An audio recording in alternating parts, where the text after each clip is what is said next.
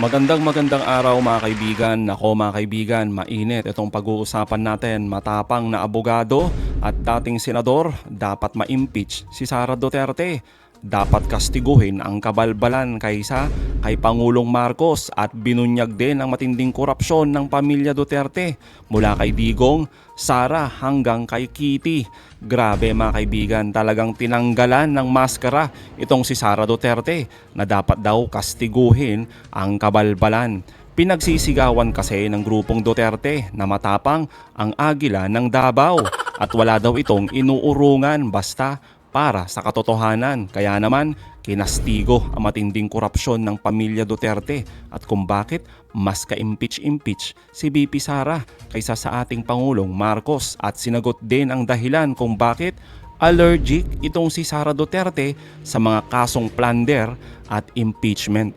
Nako mga kaibigan, yan ang pag-uusapan natin. Abangan nyo yan. Pero bagong lahat, pakilike muna ating video, pakishare na din po at subscribe na po kayo sa ating channel. Unahin na po muna natin ito mga kaibigan.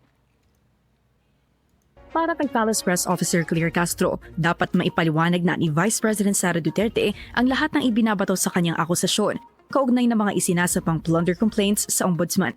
Sa harap ng mga paratang sa bise, hindi rin umano dapat mamihasa ang mga opisyal ng bansa sa katiwalian. Sinampahan ni former Senator Antonio Trillanes ng plunder at betrayal of public trust complaints ang bise, hindi lang dahil sa paggamit ng confidential funds noong kalihim pa siya ng Department of Education, kundi noong mayor pa siya ng Davao City. Sa kanyang personal vlog, kwinestyon ni Castro kung bakit ni minsan ay hindi nakastigo si VP Sara, gayong may nauna na palang reports ang Commission on Audit tungkol sa paggamit niya ng public funds. Hindi to madidimanda even before kung may issue na to sa Davao City, no mayor pa siya, at hindi naman kinakasuhan, medyo talaga maaaring mamihasa ang sino man na kahit napitikin mo pero hindi mo naman talaga tinuturuan ng leksyon, pinipitik mo lang, mamimihasa yun. Totoo naman, di ba mga kaibigan? Kaya naman ang lalakas ng loob ng mga korap na ito dahil po sa impunity. Oo. Kahit harap-harapan po kasi ang korupsyon at mga kurakot na politiko basta kaalyado ng isang leader, laging absuelto. Impunity mga kaibigan. Yan ang kalaban talaga ng rule of law. Diyan siguro sanay ang mga maka-Duterte. Kaya ngayong panahon mga kaibigan ni Pangulong Marcos na hinahabol sila ng accountability, abay takot sila. At galit pa yung mga yan doon sa mga naghahabol ng katotohanan at pananagutan. Ay grabe talaga Binalikan din ni Castro ang isang balita ng Politico.com kung saan pinabulaanan ng mga opisyal ng AFP ang umano'y kickbackan na natanggap nila mula sa opisina ng bise. Sentro ng usapan dito ang 15 million pesos in confidential funds na ginamit umano bilang pambayad ng mga informant, bagay na hindi raw alam ni retired General Dolasco Mimpin na dating Undersecretary ng DepEd sa ilalim ni Duterte. Ayon kay Yusek Castro, tila sanay mameke ng resibo ang bise. Kaya nga siguro yung mga questionable na sila Mary Grace Priatos diba? Sila Tempura, meron pang Chel Jokno, meron pang Marian Rivera. Diba? Ito yun, kung sanay silang gumawa nito mga kakli, at hindi sila natatakot gumawa ng resibo. Gagawin nila yun. Ang nasabing 15 million pesos na confidential funds ay kinumpirma ng COA bilang parte ng 75 million peso confi funds na flinag umano nila dahil sa kakulangan sa documentation. Yan pa lang mga kaibigan hindi man lang masagot, 'di ba? Tapos gusto ng iilang congressman at mga DDS senators na itigil ang impeachment ni Sara Duterte. Kasi nga daw hindi sila excited. Tapos sayang lang daw ang pera ng bayan. Daming rason, no? Yung rason kasi nila mga kaibigan na gustong i-impeach si Sara Duterte ay dahil daw siya ay malakas sa 2028 presidential election. Siya na nga daw yung next president Diba mga kaibigan? Nakakatawa Tapos yung reason nila na inggit lang daw yung iba. Matapang kasi ang Sara Duterte, makabayan. Galit daw yung iba dahil siya daw ang susugpo ng korupsyon. Patawa mga kaibigan, Pero mga kaibigan yung majority, dyan sa kamera, ito ang sabi nila mga kaibigan. No basis to impeach Marcos unlike Sara Duterte. Sige nga Tulad na lamang mga kaibigan na matinding rason ni dating Senador Trillanes at ni Attorney Dino De Leon.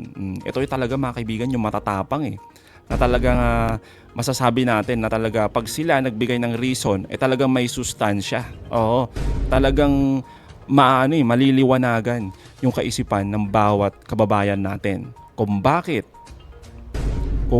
mga kaibigan mas ka-impeach itong si Sara Duterte kaysa kay Pangulong Marcos. Unahin na muna natin ito mga kaibigan kay Attorney Dino De Leon. Napakaganda nito mga kaibigan. Well, may mga sentimiento, di ba? Pero ang lagi ko sinasabi, regardless of the political ramifications, let's do the right thing as Filipino people. And anong tama dito, di ba? Ang tama dito, ebidensya, ebidensya, ebidensya. Ang impeachment kasi, batay dapat sa dalawang bagay.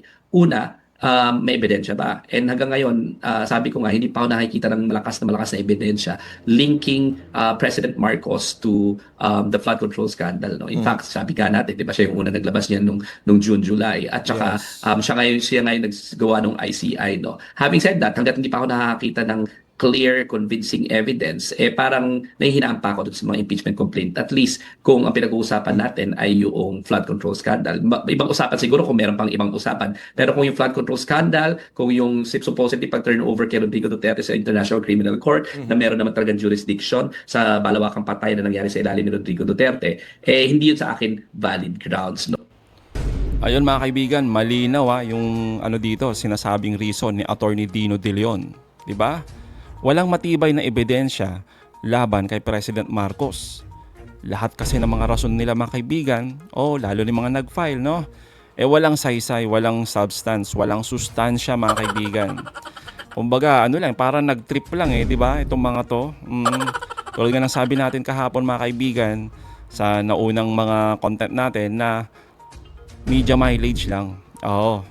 Pero kay Sara Duterte kaya mga kaibigan, ano kaya?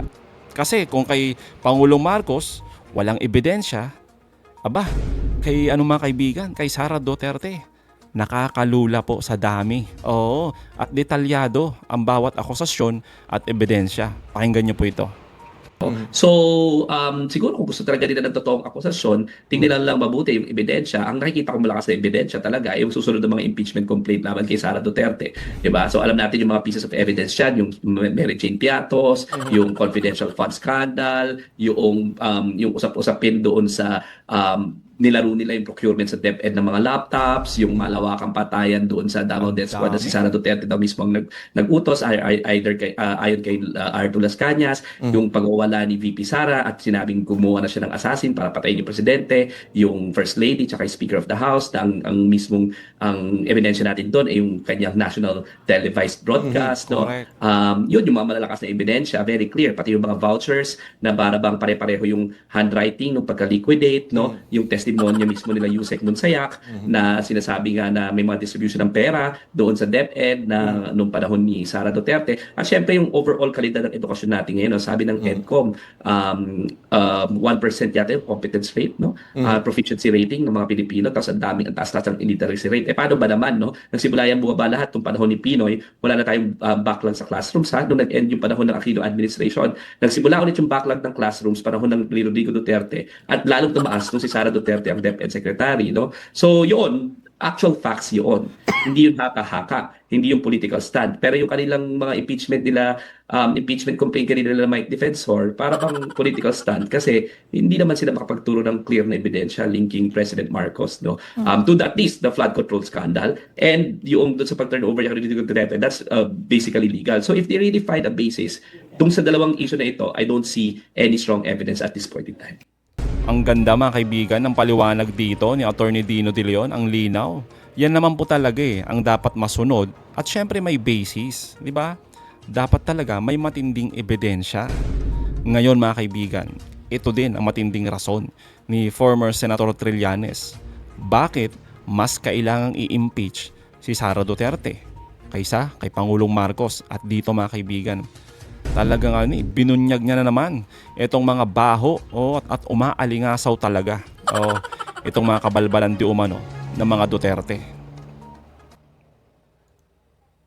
Maliwanag dito na si Sara Duterte yung talagang ka-impeach ika nga, no? Alam nyo, yung video lang niya na kung saan yung minumura niya yung kung sino-sino at sinabi niyang papapatay niya Itong si President Marcos, si First Lady, si Speaker Romualdez. Tapos yung isang video naman na talagang pupugutan daw niya ng ulo si President Marcos at Totoo yan. uhukayan si FM Senior at itatapon sa West Philippine Sea. Mm. Doon pa lang, makikita mo na may diferensya sa pag-iisip itong si VP Sara. Yan, talagang unfit to hold the office of the Vice President yan. Kasi ang Vice President, a heartbeat away ka nga, no? Sa presidency. So, imagine niyo bibigay natin yung power ng presidency sa ganyang klaseng tao na may anger management issues, to say the least. May salte. Ano yan? That's a disaster waiting to happen. Ngayon, wala pa yung kanilang proclivities, yung mga propensities to commit corruption. Di ba? Nakita nyo, kung nakita lang ng mga kababayan natin yung nakita ko at yung alam ko, talagang tapos na ito eh. No? Kaya magaling lang kasi silang magtago, magaling lang silang Totoo. magpanggap. Kaya marami pa silang naluloko. So doon sa same document na yon that we presented noong 2016 pa, nandoon yung mga pangalan ng mga pamilya ng Duterte. Si Digong, Sara, Pulong, Baste, Hanilet, Kitty, pati nga si Kitty. So yan sila, merong checking Grabe. binibigay sa kanila, pumapasok sa kanila, cheque na nakapangalan sa kanila na binibigay sa kanila bawat isa every 6 months. So ang total nito 40 to 50 million pesos every 6 months. At ang galing to, ang origin nito ay si Mr. Sammy Uy, na according dun sa testimonya ni Mr. Las Cañas, na ito yung partner ni Michael Yang doon sa Davao City Cartel nung mayor pa si Duterte. Bakit natin nalaman? Kasi nga nakalagay doon mismo yung may-ari ng account, si Sammy Uy, ang beneficiary ay itong pamilya Duterte. Individually nagre-receive sila ng manager's checks sa pangalan nila. Okay. Pag i-total mo lahat yon, 40 to 50 million every 6 months. At doon sa portion ni Sara Duterte, from 2011 to 2013, she was still mayor of Davao City. Okay. Kaya technically that is bribery kasi nandoon siya. So yun yung nakikita ko. Ngayon, having said that, si President Marcos, hindi naman siya perfecto, Totoo naman. pero so far wala naman ako nakitang aksyon na ka-impeach. Ayun mga kaibigan, malinaw din 'di ba yung pagpapaliwanag dito ni former Senator Trillanes. Nakita nyo mga kaibigan yung pagkakatulad ng mga matitino, na mga abogado, mga politiko na talagang may tunay na paninindigan, 'di ba? Ang batayan nila mga kaibigan sa impeachment ay ebidensya, hindi kaalyado o partido. Di po ba? Pero yung iba halatang halata. Lalo na yung grupo ni Mike Defensor. Di ba mga kaibigan? Tapos may mga ibang congressman naglalaro kung tatalon na ba sila kay Sara Duterte. Pero ang tanong, tama ba ang kanilang mga sayaw para isalba ang kanilang mga political agenda? Ito mga kaibigan yung sagot ni Senator Trillanes. Based dun sa mga napupulsuhan natin, hindi pa enough. Kasi sabihin natin, at this point in time, 2026, in limbo yung mga politiko. Talagang nag-aalangan. Kumaga, tatalong ka na. Pag tumalong ka, it's too early. Tapos nakita mo, kasi nangyari kay B9 noon. Mas mataas pa yung mga numbers niya. Nasa mid-70 si B9 noon. May low 80s pa nga noong time na yun. Mas mataas siya. So maraming nagtitingin pa rin. Pero nung na-expose, edi gumuho yung mga alliances na premature. So I believe it will be the same thing. Makikiramdam lahat. It's too early for them to jump ship kasi mahaba yung 2 taon ka masisiro ng mga proyekto mo sa inyong distrito.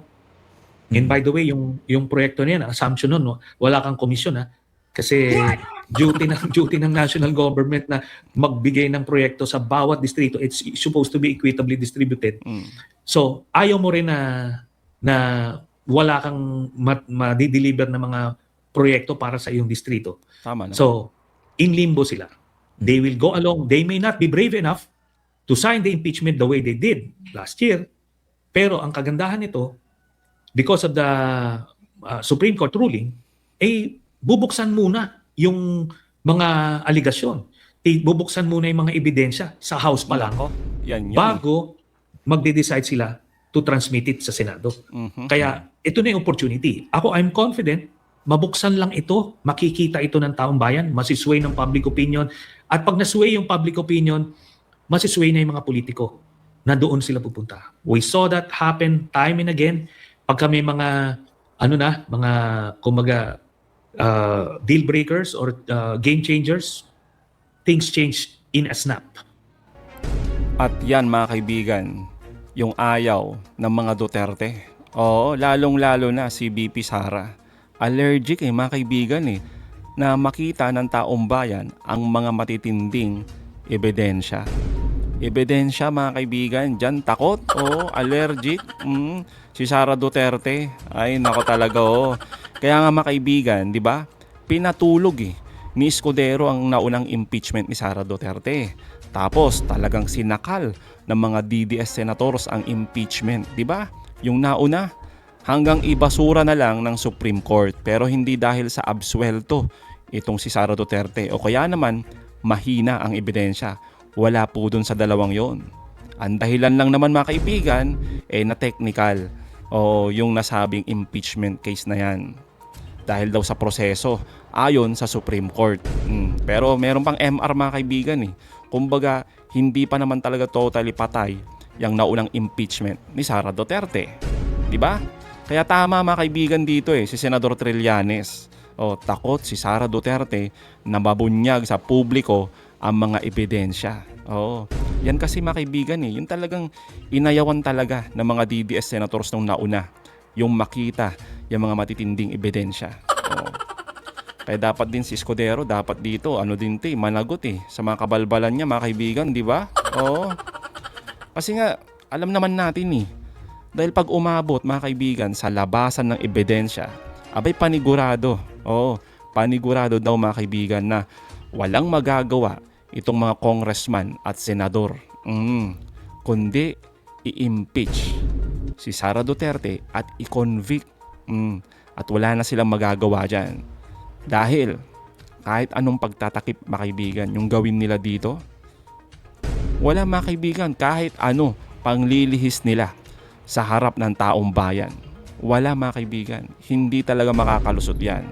Hindi na naisin ng mga matitinong Pilipino na magkaroon ng isang magnanakaw at mandarambong na presidente. Di po ba?